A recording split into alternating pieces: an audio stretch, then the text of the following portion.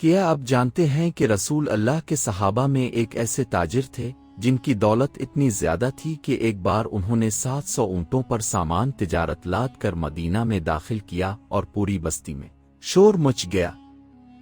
ایک ایسا شخص جس نے اپنی نصف دولت اللہ کی راہ میں دے دی اور پھر بھی امت کا سب سے امیر آدمی رہا۔ ایک ایسا صحابی جنہوں نے ایک ہی وقت میں 4000 غلاموں کو آزاد کروایا۔ آج ہم بات کریں گے حضرت عبد الرحمن بن عوف رضی اللہ عنہ کے بارے میں، جو نہ صرف اسلام کی تاریخ کے سب سے امیر صحابی تھے بلکہ سخاوت، تقوی، کاروبار اور جہاد میں بھی ایک مثال تھے۔ یہ وہ شخصیت ہیں جن کے بارے میں نبی کریم نے فرمایا کہ یہ جنت میں گھسٹتے ہوئے داخل ہوں گے۔ حضرت عبد الرحمن بن عوف رضی اللہ عنہ کا اصل نام عبد عمرو تھا اور بعض روایات میں عبد کبا بھی ملتا ہے۔ جب انہوں نے اسلام قبول کیا تو نبی کریم نے ان کا نام بدل کر عبد الرحمن رکھا۔ یہ نام بہت خوبصورت ہے اور اس کا مطلب ہے رحمن کا بندہ، یعنی اللہ کا بندہ۔ ان کی کنیت ابو محمد تھی۔ وہ قبیلہ قریش کی شاخ بنو زہرہ سے تعلق رکھتے تھے۔ ان کی والدہ کا نام شفا بنت عوف تھا۔ ان کی پیدائش مکہ مکرمہ میں ہوئی اور وہ قریش کے معزز خاندان سے تعلق رکھتے تھے۔ حضرت عبد الرحمن بن عوف رضی اللہ عنہ ان خوش قسمت لوگوں میں سے ہیں جنہوں نے ابتدائی دور میں اسلام قبول کیا۔ وہ ان پہلے 8 لوگوں میں شامل تھے جنہوں نے حضرت ابو بکر صدیق رضی اللہ عنہ کی دعوت پر اسلام قبول کیا۔ اس وقت ان کی عمر 30 سال سے کچھ زیادہ تھی۔ جب انہوں نے اسلام قبول کیا تو مکہ میں مسلمانوں پر بہت ظلم ہو رہے تھے۔ قریش کے سردار مسلمانوں کو طرح طرح کی تکلیفیں دے رہے تھے، لیکن حضرت عبد الرحمن بن عوف نے کبھی اپنے ایمان سے سمجھوتا نہیں کیا۔ حضرت عبد الرحمن بن عوف قریش کے معزز خاندان سے تعلق رکھتے تھے اور مکہ میں ایک کامیاب تاجر تھے، لیکن جب انہوں نے اسلام قبول کیا تو انہیں بھی مشکلات کا سامنا کرنا پڑا۔ ان کے خاندان والے اور قبیلے کے لوگ ناراض ہو گئے، لیکن ان کی شخصیت اتنی مضبوط تھی کہ انہوں نے ہر مشکل کا ڈٹ کر مقابلہ کیا۔ وہ جانتے تھے کہ انہوں نے حق کو پہچان لیا ہے اور اب وہ کبھی پیچھے نہیں ہٹیں گے۔ ان کا ایمان اتنا مضبوط تھا کہ تمام مشکلات کے باوجود وہ اسلام پر قائم رہے۔ مکہ میں جب مسلمانوں پر ظلم و ستم بڑھ گیا تو نبی کریم نے صحابہ کو حبشہ کی طرف ہجرت کی اجازت دی۔ حضرت عبد الرحمن بن عوف بھی ان صحابہ میں شامل تھے جنہوں نے حبشہ کی طرف ہجرت کی۔ یہ پہلی ہجرت تھی جو مسلمانوں نے اپنے دین کی حفاظت کے لیے کی۔ حبشہ میں ان کی زندگی نسبتاً پرامن تھی کیونکہ وہاں کا بادشاہ نجاشی ایک منصف مزاج حکمران تھا۔ وہاں انہوں نے کچھ عرصہ گزارا اور پھر واپس مکہ آ گئے۔ یہ ہجرت ان کے ایمان کی مضبوطی کا ثبوت تھی۔ جب نبی کریم نے مدینہ کی طرف ہجرت کا ارادہ فرمایا تو حضرت عبد الرحمن بن عوف بھی مدینہ ہجرت کر گئے۔ یہ ان کی دوسری ہجرت تھی۔ مدینہ پہنچ کر نبی کریم نے مہاجرین اور انصار کے درمیان بھائی چارہ قائم کیا۔ حضرت عبد الرحمن بن عوف کا بھائی چارہ حضرت سعد بن ربیع انصاری رضی اللہ عنہ سے قائم کیا گیا۔ یہ اسلامی بھائی چارے کی ایک شاندار مثال تھی۔ حضرت سعد بن ربیع انصاری بہت سخی اور فیاض صحابی تھے۔ انہوں نے حضرت عبد الرحمن بن عوف سے کہا کہ میرے پاس 2 باغ ہیں، میں ایک باغ آپ کو دے دیتا ہوں۔ میری 2 بیویاں ہیں، اب جسے پسند کرے میں اسے طلاق دے دوں اور عدت گزرنے کے بعد آپ اس سے شادی کر لیں۔ میرے پاس مال و دولت ہے، آدھا آپ لے لیں۔ یہ انصار کی سخاوت کی ایک بے مثال داستان ہے اور یہ بھائی چارہ کی حقیقی مثال ہے۔ لیکن حضرت عبد الرحمن بن عوف نے ان کا شکریہ ادا کیا اور کہا کہ اللہ آپ کے مال میں اور آپ کے گھر والوں میں برکت دے، مجھے صرف بازار کا راستہ بتا دیں۔ یہ جواب حضرت عبد الرحمن کی خودداری اور محنت کی اہمیت کو ظاہر کرتا ہے۔ انہوں نے کسی کی دی ہوئی دولت لینے کے بجائے خود محنت کر کے کمانا پسند کیا۔ یہ ان کی عظمت کی علامت تھی کہ انہوں نے اتنی بڑی پیشکش کو شائستگی سے مسترد کر دیا۔ حضرت عبد الرحمن بن عوف نے پوچھا کہ بازار کہاں ہے؟ جب انہیں بازار کا راستہ بتایا گیا تو وہ وہاں گئے اور تجارت شروع کر دی۔ انہوں نے چھوٹے پیمانے سے شروعات کی، پنیر اور گھی کی خرید و فروخت سے اپنا کاروبار شروع کیا۔ اللہ تعالیٰ نے ان کے کاروبار میں اتنی برکت دی کہ جلد ہی وہ خوشحال ہو گئے۔ یہ ان کی محنت، لگن اور ایمانداری کا نتیجہ تھا۔ تھوڑے ہی عرصے میں حضرت عبد الرحمن بن عوف کا کاروبار پھیلتا گیا۔ وہ ایماندار تاجر تھے، اپنے لین دین میں بہت صاف ستھرے تھے، کبھی دھوکہ نہیں دیتے تھے، کبھی جھوٹ نہیں بولتے تھے۔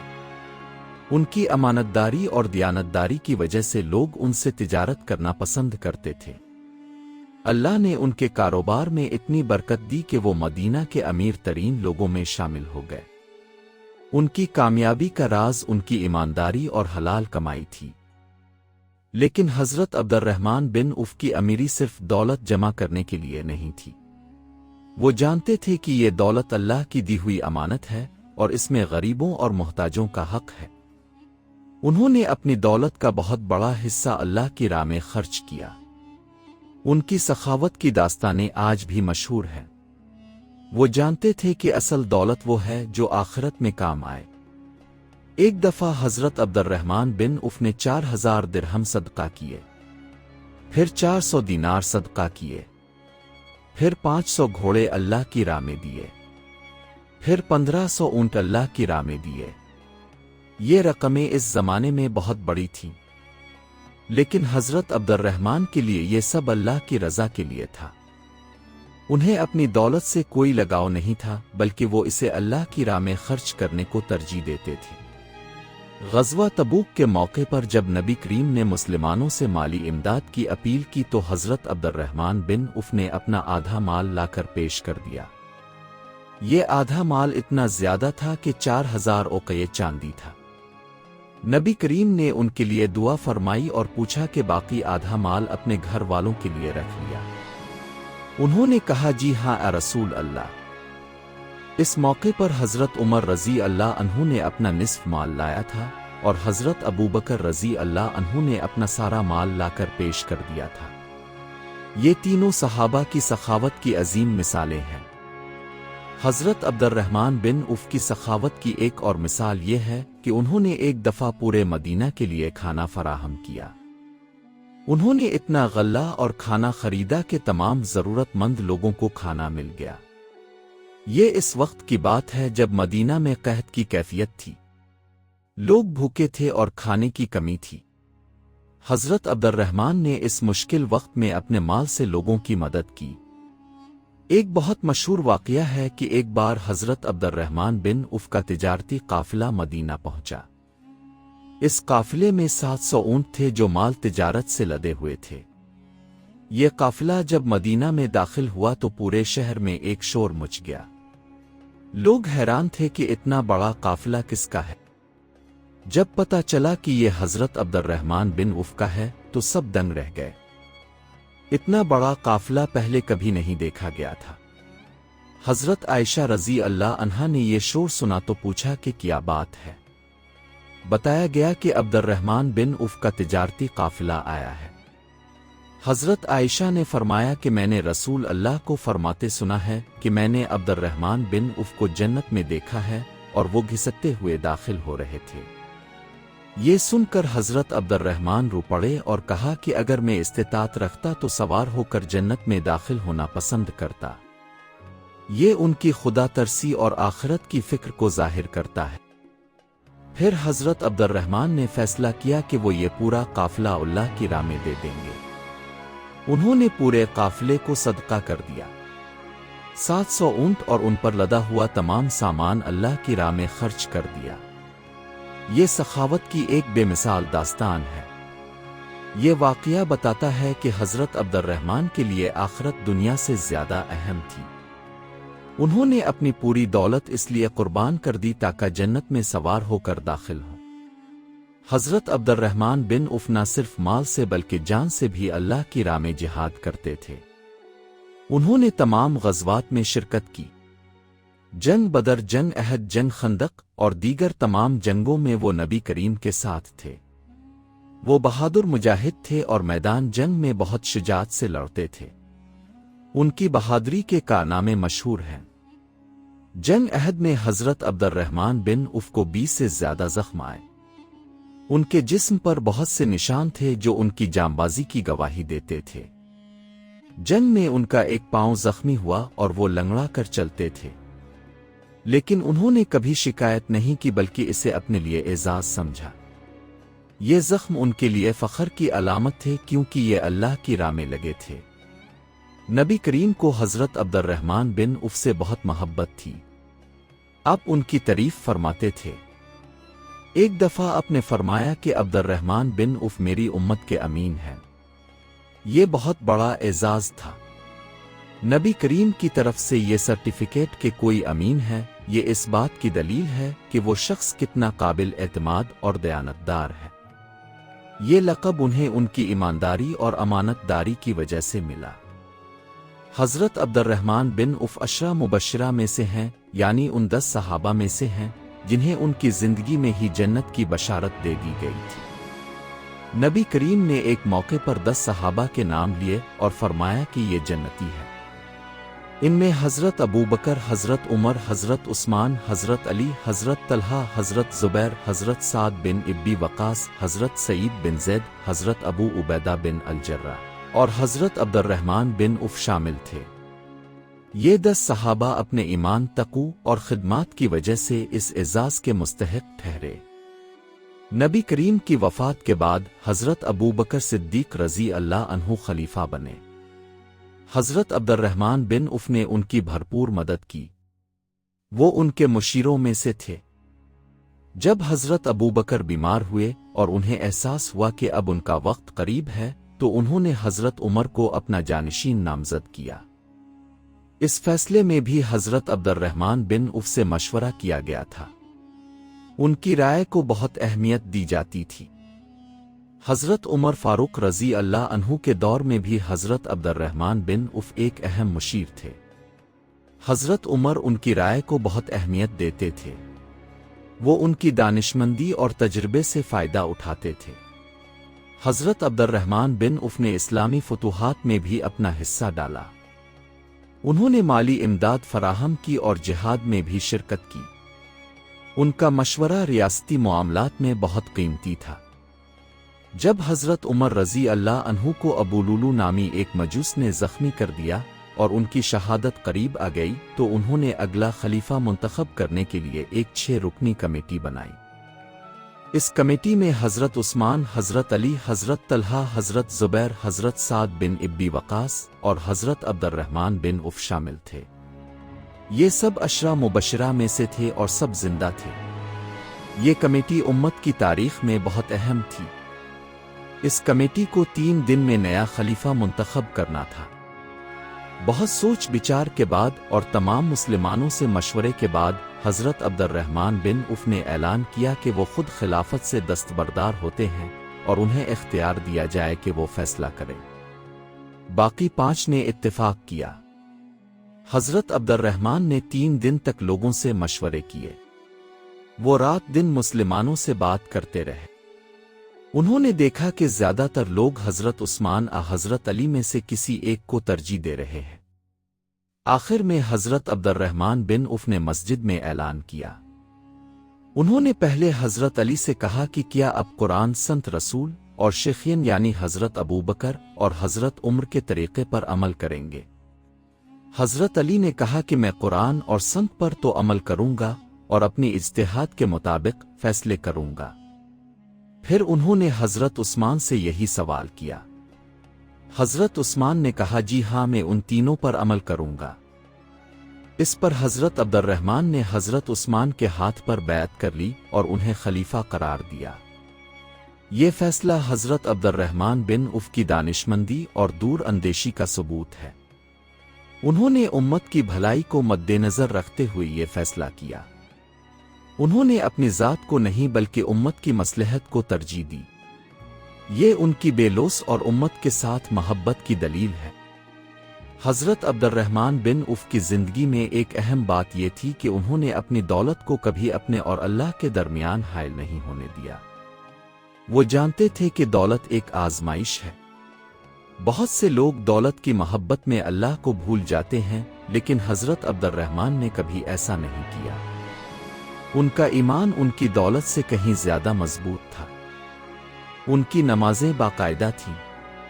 وہ رات کو تہجد پڑھتے تھے، قرآن کی تلاوت کرتے تھے، روزے رکھتے تھے، ذکر ادا کرتے تھے اور اس سے بڑھ کر صدقات کرتے تھے۔ انہوں نے کئی بار حج کیا۔ وہ اللہ کی عبادت میں مصروف رہتے تھے۔ ان کی زندگی عبادت اور کاروبار کا خوبصورت امتزاج تھی۔ حضرت عبد الرحمن بن عوف کا گھر بہت سادہ تھا۔ اتنی دولت ہونے کے باوجود وہ شان و شوکت سے نہیں رہتے تھے۔ ان کا کھانا سادہ ہوتا تھا، ان کا لباس سادہ ہوتا تھا۔ وہ کہتے تھے کہ میں نے اپنے ساتھیوں کو دیکھا ہے جو مجھ سے بہتر تھے اور وہ سادہ زندگی گزارتے تھے، میں کیسے عیش و آرام میں رہوں۔ یہ ان کی تواضع اور شہداء سے محبت کو ظاہر کرتا ہے۔ ایک دفعہ حضرت عبد الرحمن بن عوف کے گھر کھانا آیا۔ جب انہوں نے کھانا دیکھا تو رونے لگے۔ لوگوں نے پوچھا کہ اب کیوں رو رہے ہیں؟ انہوں نے کہا کہ مجھے حضرت مصعب بن عمیر یاد آ گئے جو مجھ سے بہتر تھے۔ ان کی شہادت کے وقت ان کے پاس اتنا کپڑا نہیں تھا کہ پورے جسم کو ڈھانپ سکے، اور مجھے حضرت حمزہ یاد آ گئے جو شہید ہوئے، اور اب ہم پر دنیا کھول دی گئی ہے۔ مجھے ڈر ہے کہ کہیں ہماری نیکیاں اسی دنیا میں ہمیں مل گئی ہوں۔ یہ واقعہ حضرت عبد الرحمن بن عوف کی خدا ترسی اور آخرت کی فکر کو ظاہر کرتا ہے۔ انہیں دولت نے مغرور نہیں کیا بلکہ اور زیادہ عاجز بنا دیا۔ وہ ہمیشہ اللہ سے ڈرتے رہتے اور اپنے آپ کو جواب دہ سمجھتے۔ یہ ان کی روحانیت کی بلندی کو ظاہر کرتا ہے۔ حضرت عبد الرحمن بن عوف کی دانشمندی اور تجربے کا اندازہ اس بات سے لگایا جا سکتا ہے کہ تمام خلفائے راشدین نے ان سے مشورہ لیا۔ وہ ایک دانشمند اور دور اندیش شخص تھے۔ ان کی رائے بہت قیمتی ہوتی تھی۔ وہ امت کی بھلائی کے بارے میں سوچتے تھے۔ ان کا مشورہ ہمیشہ امت کی مصلحت کو مد نظر رکھتا تھا۔ حضرت عبد الرحمن بن عوف کی شادیاں بھی ہوئیں۔ ان کی کئی بیویاں تھیں جو اس زمانے میں عام بات تھی۔ ان کے بہت سے بچے تھے۔ انہوں نے اپنے بچوں کی اچھی تربیت کی، انہیں دین سکھایا، انہیں اچھے اخلاق سکھائے۔ ان کے بچے بھی نیک اور صالح تھے۔ وہ اپنے خاندان کے ساتھ بہت اچھا سلوک کرتے تھے۔ حضرت عبد الرحمن بن عوف کا کاروبار بہت وسیع تھا۔ وہ شام، یمن اور دوسرے علاقوں سے تجارت کرتے تھے۔ ان کے تجارتی قافلے مختلف شہروں میں جاتے تھے۔ وہ اناج، کھجور، کپڑا اور دوسری چیزوں کی تجارت کرتے تھے۔ اللہ نے ان کے کاروبار میں اتنی برکت دی کہ وہ بہت امیر ہو گئے۔ لیکن ان کی دولت کا بنیادی ذریعہ ان کی محنت اور ایمانداری تھی۔ لیکن حضرت عبد الرحمن بن عوف اپنی دولت کو غریبوں اور محتاجوں میں بانٹتے رہتے تھے۔ ان کے گھر کا دروازہ ہر وقت کھلا رہتا تھا۔ جو بھی آتا اسے کھانا ملتا، جو مدد مانگتا اسے مدد مل جاتی۔ انہوں نے کبھی کسی محتاج کو خالی ہاتھ واپس نہیں بھیجا۔ یہ ان کی سخاوت کی عظیم مثال ہے۔ ایک دفعہ کسی نے حضرت عبد الرحمن بن عوف سے پوچھا کہ آپ اتنا صدقہ کیوں کرتے ہیں؟ انہوں نے جواب دیا کہ میں نے نبی کریم کو فرماتے سنا ہے کہ تم میں سے کوئی ایمان نہیں لا سکتا جب تک کہ وہ اپنے بھائی کے لیے وہی پسند نہ کرے جو اپنے لیے پسند کرتا ہے۔ میں چاہتا ہوں کہ لوگ خوش رہیں جیسے میں خوش ہوں۔ یہ جواب ان کی سوچ کی بلندی کو ظاہر کرتا ہے۔ حضرت عبد الرحمن بن عوف کی سخاوت صرف مسلمانوں تک محدود نہیں تھی، وہ غیر مسلموں کی بھی مدد کرتے تھے۔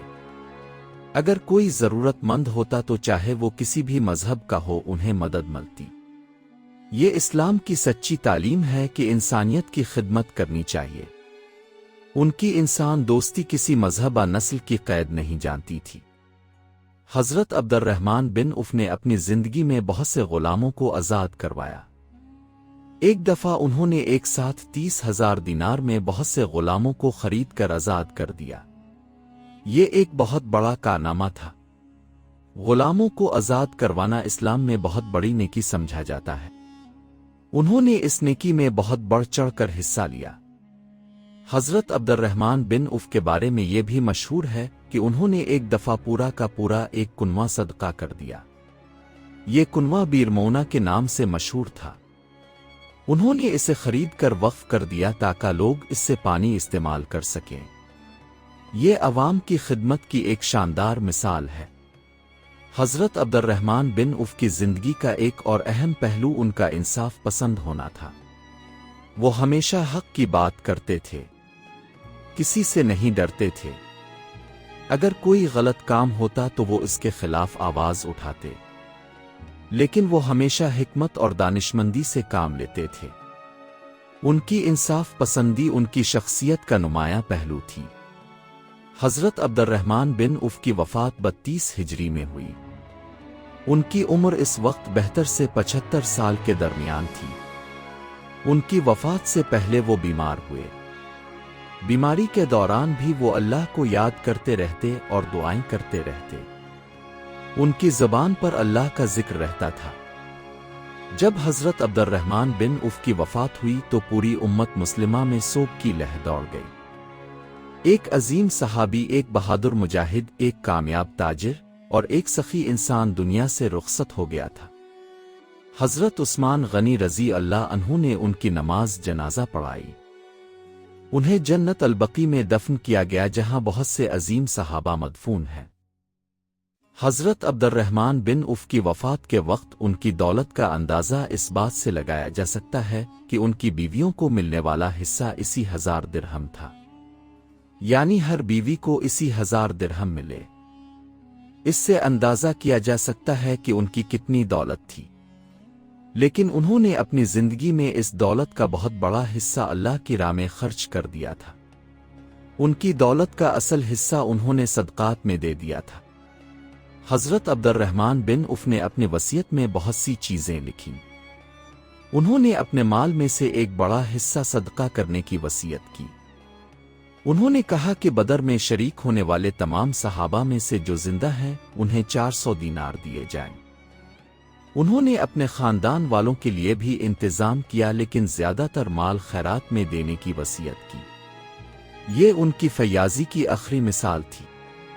حضرت عبد الرحمن بن عوف کی زندگی سے ہمیں بہت سے سبق ملتے ہیں۔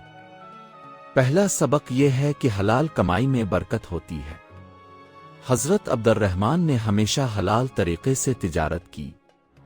انہوں نے کبھی دھوکہ نہیں دیا، کبھی جھوٹ نہیں بولا، کبھی خیانت نہیں کی۔ اسی لیے اللہ نے ان کے کاروبار میں برکت دی۔ یہ سبق آج کے کاروباری لوگوں کے لیے بہت اہم ہے۔ دوسرا سبق یہ ہے کہ دولت خود محنت سے کمانی چاہیے۔ حضرت عبد الرحمن کو جب انصار نے اپنا مال دینا چاہا تو انہوں نے لینے سے انکار کر دیا۔ انہوں نے خود محنت کر کے کمایا۔ یہ خود داری اور محنت کی اہمیت کا سبق ہے۔ ہمیں بھی اپنی محنت اور کوشش سے رزق کمانا چاہیے۔ تیسرا سبق یہ ہے کہ دولت میں غریبوں اور محتاجوں کا حق ہے۔ حضرت عبد الرحمن نے اپنی دولت کا بہت بڑا حصہ اللہ کی راہ میں خرچ کیا۔ انہوں نے غریبوں کی مدد کی، یتیموں کا خیال رکھا اور بیواؤں کی مدد کی۔ یہ سبق ہمیں سکھاتا ہے کہ دولت صرف اپنے لیے نہیں بلکہ دوسروں کے لیے بھی ہونی چاہیے۔ چوتھا سبق یہ ہے کہ دولت انسان کو اللہ سے دور نہیں کرنی چاہیے۔ بہت سے لوگ دولت کی محبت میں اللہ کو بھول جاتے ہیں، لیکن حضرت عبد الرحمن نے ایسا نہیں کیا۔ وہ امیر ہونے کے باوجود عبادت گزار تھے۔ یہ ہمیں سکھاتا ہے کہ دنیا کی کامیابی کے ساتھ ساتھ آخرت کی تیاری بھی ضروری ہے۔ پانچواں سبق یہ ہے کہ سادہ زندگی گزارنی چاہیے۔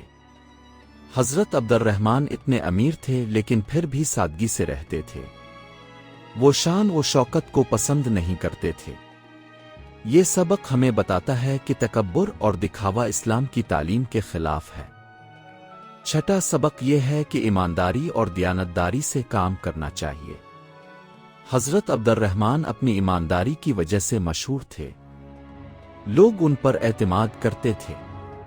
یہی وجہ ہے کہ ان کا کاروبار بڑھتا گیا۔ یہ سبق کاروباری اخلاقیات کی اہمیت کو اجاگر کرتا ہے۔ ساتواں سبق یہ ہے کہ جہاد میں حصہ لینا چاہیے۔ حضرت عبد الرحمن نے تمام غزوات میں شرکت کی۔ انہوں نے جان اور مال دونوں سے جہاد کیا۔ وہ جانتے تھے کہ دین کی حفاظت کے لیے جہاد ضروری ہے۔ یہ سبق ہمیں دین کی خدمت کی اہمیت سمجھاتا ہے۔ 8واں سبق یہ ہے کہ امت کی وحدت کو ترجیح دینی چاہیے۔ جب حضرت عمر کے بعد خلیفہ کا انتخاب ہو رہا تھا تو حضرت عبد الرحمن نے بہت حکمت سے کام لیا۔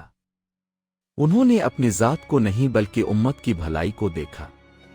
یہ سبق ہمیں اجتماعی مفاد کی اہمیت سکھاتا ہے۔ 9واں سبق یہ ہے کہ شکر گزار ہونا چاہیے۔ حضرت عبد الرحمن ہمیشہ اللہ کا شکر ادا کرتے تھے۔ انہیں جو کچھ ملا اس پر وہ خوش تھے اور اللہ کے احسانات کو یاد رکھتے تھے۔ یہ سبق ہمیں قناعت اور شکر گزاری کی تعلیم دیتا ہے۔ 10واں سبق یہ ہے کہ تواضع اور عاجزی ضروری ہے۔ حضرت عبد الرحمن اتنے امیر اور معزز تھے لیکن پھر بھی بہت عاجز تھے۔ وہ اپنے آپ کو دوسروں سے بہتر نہیں سمجھتے تھے۔ یہ سبق ہمیں تکبر سے بچنے اور عاجزی اختیار کرنے کی تلقین کرتا ہے۔ حضرت عبد الرحمن بن عوف کی زندگی یہ بھی سکھاتی ہے کہ کامیابی کے لیے محنت، لگن، ایمانداری اور اللہ پر بھروسہ ضروری ہے۔ اگر یہ چیزیں ہوں تو اللہ ضرور کامیابی عطا فرماتا ہے۔ ان کی زندگی اس بات کی زندہ مثال ہے کہ دین اور دنیا دونوں کو ساتھ لے کر چلا جا سکتا ہے۔ آخر میں ہم دعا کرتے ہیں کہ اللہ تعالی حضرت عبد الرحمن بن عوف رضی اللہ عنہ کی قبر کو نور سے بھر دے، انہیں جنت الفردوس میں اعلیٰ مقام عطا فرمائے اور ہمیں بھی ان کی تعلیمات پر عمل کرنے کی توفیق عطا فرمائے۔ آمین۔